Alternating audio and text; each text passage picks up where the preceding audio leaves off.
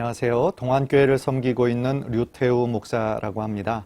오늘 저는 열왕기하 22장 8절 20절을 중심으로 하나님의 말씀으로 돌아가야 합니다 라는 제목으로 은혜를 나누려고 합니다. 우리가 크리스찬으로서 인생을 살면서 때때로 하나님이 원하시는 길인지 아니면 원하시지 않는 길인지 헷갈릴 때가 있습니다. 사실 우리들 모두가 연약해서 실수할 때가 있습니다. 잘못된 길을 선택할 때도 있습니다. 그러나 만약에 그 길이 잘못된 길인 것을 깨달았다면 어떻게 해야 할까요? 다시 원래의 자리로, 하나님께서 원하시는 삶의 자리로 돌아와야 하는 것이 우리들이 마땅히 실천해야 할 일이라는 것입니다. 오늘 본문에 요시야 왕의 이야기가 나옵니다. 요시야 왕은 8세의 왕이 되어서 정직하게 하나님의 뜻을 행했던 귀한 왕입니다. 그래서 성경은 그가 다윗의 길로 행한 사람이었고 좌우로 치우침이 없었다라고 얘기합니다. 오늘 본문은 특별히 그가 하나님을 향한 열심이 있었다라는 것을 가르쳐 줍니다. 그 증거가 성전을 수리하려고 했거든요. 사실 성전을 수리한 것이 이 요시야 왕이 처음이 아니라 그 이전에도 약 2명의 왕이 성전을 수리한 적이 있었지만 이 요시야 왕 이후로는 없을 정도로 성전을 수리했다는 것 자체가 그의 마음의 중심이 늘 하나님께로 향하고 있었다라는 것을 가르쳐 줍니다.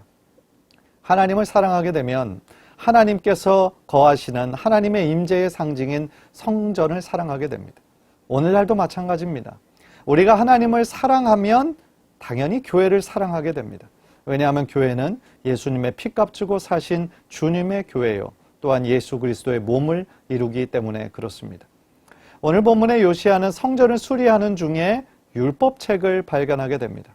그리고 그 율법책에 기록된 하나님의 말씀을 듣고 그는 자기가 입고 있던 옷을 찢으며 하나님 앞에 회개합니다. 그는 단순히 말씀을 귀로만 듣는 자가 아니라 그의 삶으로 실천하는 자였습니다.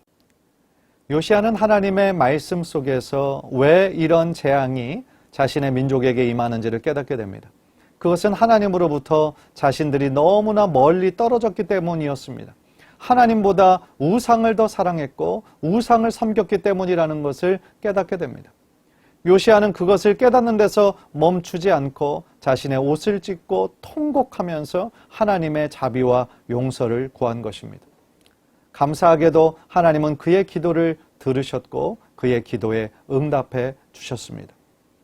사랑하는 성도 여러분, 오늘 말씀처럼 자신이 혹은 우리들의 가정이 잘못된 길을 가고 있다는 것을 깨달았다면 어떻게 해야 할까요?